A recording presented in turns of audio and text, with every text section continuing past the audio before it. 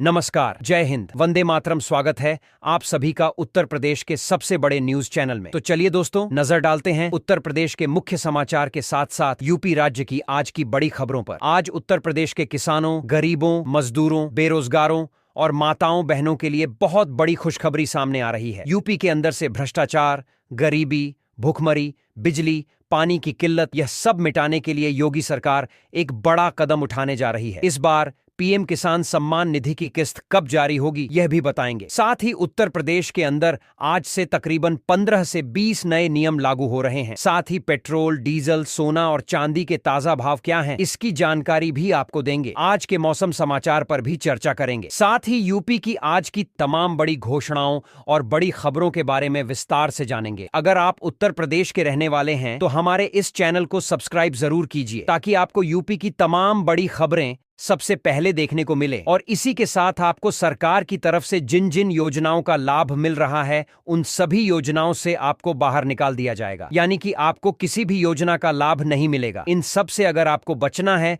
तो इन नियमों को जानना जरूरी है। तो यह नियम क्या है, आप पर लागू होंगे या नहीं होंगे, यह जानने के लिए आपको यह वीडियो पूरा देखना होगा। सारे नियमों की जानकारी एक एक करके विस्तार से हम बताएंगे, तो आप वीडियो में अंत तक बने रहिएगा। आपके फायदे की सारी खबरें आपको विस्तारपूर्ण जानने को मिलने वाली हैं। तो चलिए आपको आज की महत्वपूर्ण और बड़ी खबरें फटाफट बता देते हैं। कांग्रेस दिसंबर में एसआईआर के खिलाफ विशाल रैली आयोजित करने वाली है और खरगे की अध्यक्षता में तैयारियां लगभग पूरी हो चुकी हैं। संजय सिंह प्रतापगढ़ की पदयात्रा में युवाओं से मिले और कहा कि रोजगार देना सरकार की पहली जिम्मेदारी है और इंतजार अब खत्म होना चाहिए। पश्चिम बंगाल में एसआईआर को लेकर तनाव बढ़ता जा रहा है। एक और बीएलओ की मौत के बाद ममता बनर्जी ने चेतावनी दी है कि एसआईआर बंद करो, नहीं तो हालात बिगड़ जाएंगे। बिहार में नीतीश कुमार ने अपने जीवन की 10वीं बार मुख्यमंत्री पद की शपथ ली है और प्रधानमंत्री नरेंद्र मोदी के साथ कई राज्यों के मुख्यमंत्री मौजूद रहे, जिससे समारोह एनडीए की ताकत का बड़ा प्रदर्शन बन गया है। देश में डेंगू के मामलों में बढ़ोतरी हुई है और डॉक्टरों ने सलाह दी है कि कहीं भी पानी जमा न होने दें, ताकि मच्छरों को बढ़ने से रोका जा सके। प्रधानमंत्री धन धान्य कृषि योजना को मंजूरी मिल गई है और 100 जिलों में लागू होने वाली यह योजना फसल, सिंचाई और उत्पादन को नई ताकत देगी। डोनाल्ड ट्रंप जोहरान ममदानी से मिलने के लिए तैयार हो गए हैं और वॉर पलटवार के बाद पहली बार आमना सामना होने जा रहा है।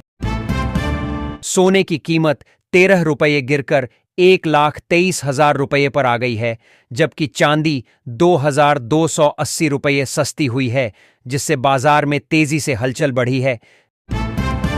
पाकिस्तान में भारत से हमले की आशंका पर ख्वाजा आसिफ की बेचैनी बढ़ गई है और आर्मी चीफ के बयान ने हलचल और तेज कर दी है। प्रधानमंत्री मोदी ने पटना मंच पर 5 बार झुककर अभिवादन किया और गमछा लहराकर जनता का उत्साह बढ़ाया, जिससे माहौल बेहद जोशीला हो गया है। देश के 272 रिटायर्ड जजों और अफसरों ने कहा है कि कांग्रेस बिना सबूत चुनाव आयोग की छवि खराब कर रही है और राहुल गांधी वोट चोरी पर 3 प्रेस कॉन्फ्रेंस कर चुके हैं, जिससे सियासत और गर्म हो गई है। बेमौसम बारिश और फसल नुकसान के चलते टमाटर 80 रुपये किलो तक पहुंच गया है, जिससे रसोई का बजट बिगड़ गया है। नई नीतीश कैबिनेट में 10 ताजा चेहरे शामिल किए गए हैं, जिनमें एक मुस्लिम चेहरा और कुल 26 में 3 महिला मंत्री शामिल हैं, जो सरकार में लगभग 11% की हिस्सेदारी दिखाती हैं। अमेरिका ने चाबहार पोर्ट पर भारत को 6 महीने की छूट दी है, जिससे मध्य एशिया तक भारत की रणनीतिक पहुंच और मजबूत होगी। अफ्रीका में नए मंकीपॉक्स वेरिएंट के कारण मामलों में तेज उछाल आया है और विशेषज्ञों ने शुरुआती लक्षण दिखने पर तुरंत टेस्ट कराने की सलाह दी है। खरगे ने कहा है कि चुनाव आयोग साबित करे कि वह भाजपा की छाया से मुक्त है और कांग्रेस एसआईआर मामले में लड़ाई और तेज करेगी। बिहार में नीतीश कुमार समेत 27 मंत्रियों ने शपथ ली है और नई टीम के साथ सरकार तेजी से काम शुरू करने की तैयारी में है। नीतीश कुमार जहां शपथ ले रहे थे, वहीं दूसरी ओर कांग्रेस 202 सीटें जीतकर बनी सरकार को गिराने की योजना पर तेजी 2 से काम शुरू कर चुकी है। नेपाल में जेएनजेड और यूएमएल समर्थकों के बीच टकराव बढ़ने के बाद प्रशासन ने कर्फ्यू लगाया है, क्योंकि हालात किसी भी वक्त हिंसा में बदल सकते हैं। ममता बनर्जी ने साफ कहा है कि टीएमसी अकेले चुनाव लड़ेगी और कांग्रेस से किसी भी कीमत पर गठबंधन नहीं होगा, चाहे कितना ही दबाव क्यों ना आए। टीएमसी ने बयान दिया है कि बिहार में भाजपा की जीत का बंगाल की राजनीति पर कोई प्रभाव नहीं पड़ेगा और अगला विधानसभा चुनाव टीएमसी ही मजबूती से जीतेगी। ममता बनर्जी के भतीजे को मध्य प्रदेश हाई कोर्ट से राहत मिली है और आकाश विजयवर्गीय वाले मानहानि केस में जारी वारंट पर रोक लगा दी गई। तेजस्वी यादव ने कहा है कि राजनीति में उतार चढ़ाव आते रहते हैं, लेकिन वे गरीबों की आवाज बनकर लड़ाई जारी रखेंगे और पीछे हटने वाले नहीं हैं। तेज प्रताप को हराने वाले संजय सिंह को मंत्री पद देकर एनडीए ने बड़ा संदेश दिया है, जबकि कांग्रेस केवल 6 सीटों पर सिमट गई और अब हार की समीक्षा में कई कमजोरियां सामने आ रही हैं। तेज प्रताप यादव ने बहन रोहिणी आचार्य के समर्थन में कहा है कि जो बहन का अपमान करेगा उसे भारी कीमत चुकानी पड़ेगी। भारत और पाकिस्तान के बढ़ते तनाव पर दुनिया के कई बड़े देश नजर बनाए हुए हैं और इसे दक्षिण एशिया की स्थिरता के लिए बेहद गंभीर माना जा रहा है। यूपी में भाजपा की रैली के दौरान छात्रों ने अखिलेश यादव जिंदाबाद के नारे लगाए और सिकंदरा राव में सरदार पटेल जयंती पखवाड़े पर निकली। पदयात्रा में भारी भीड़ उमड़ी है। राहुल गांधी को सेना टिप्पणी मामले में सुप्रीम कोर्ट से राहत मिली है और कार्यवाही पर लगी रोक आगे बढ़ा दी गई है। उमर अंसारी के वलीमे में पहुंचे अखिलेश यादव ने नव दंपत्ति को शुभकामनाएं दी और समाजवादी कार्यकर्ताओं ने उनका गर्मजोशी से स्वागत किया है। अखिलेश यादव का कहना है कि भाजपा बेईमानी के सहारे चुनाव जीत रही है और बिहार का परिणाम लोकतंत्र पर बड़ा सवाल खड़ा करता है। दिल्ली पुलिस कांस्टेबल भर्ती के 7,565 पदों की अंतिम तारीख बढ़ा दी गई है, जिससे उम्मीदवारों को आवेदन का एक और मौका मिला है। दुनिया में हल्के कोविड मामलों में फिर बढ़ोतरी दर्ज की गई है और डॉक्टरों ने कहा है कि वेरिएंट घातक नहीं है, लेकिन हाई रिस्क लोगों के लिए सावधानी बेहद जरूरी है।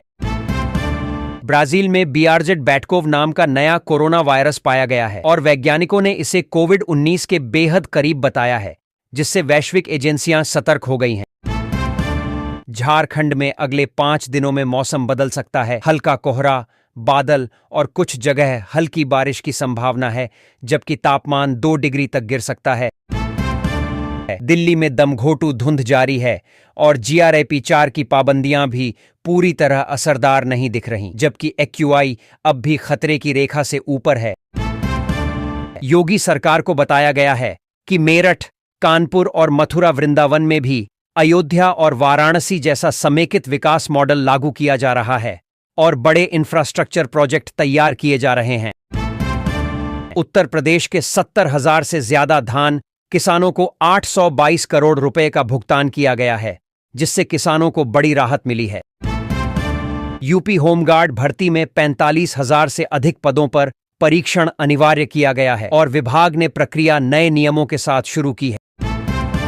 शेयर बाजार अपने नए रिकॉर्ड के बेहद करीब है और निफ्टी तथा सेंसेक्स ऑल टाइम हाई के नजदीक बंद होकर निवेशकों में उत्साह बढ़ा रहे हैं। योगी सरकार ने आदेश दिया है कि सभी मदरसों के छात्रों और शिक्षकों का पूरा विवरण ATS को भेजा जाए और दिल्ली घटना के बाद प्रदेश में हाई अलर्ट जारी है। प्रधानमंत्री नरेंद्र मोदी चौथी बार दक्षिण अफ्रीका जा रहे हैं और G20 समिट में भारत का सीधा और सख्त पक्ष दुनिया के सामने रखा जाएगा। प्रधानमंत्री ने कोयंबटूर से किसान सम्मान निधि की 21वीं किस्त जारी की और बरेली सहित कई जिलों में इसका सीधा प्रसारण दिखाया गया, जिससे करोड़ों किसान लाभान्वित हुए हैं। दिल्ली NCR की हवा जहरीली हो चुकी है और AQI 400 के पार पहुंचकर खतरनाक स्तर पर बना हुआ है। ईडी ने अमित कात्याल को 300 करोड़ के बड़े फर्जीवाड़े में गिरफ्तार किया है और बिहार चुनाव के बाद की इस कार्रवाई ने राजनीति में हलचल बढ़ा दी है।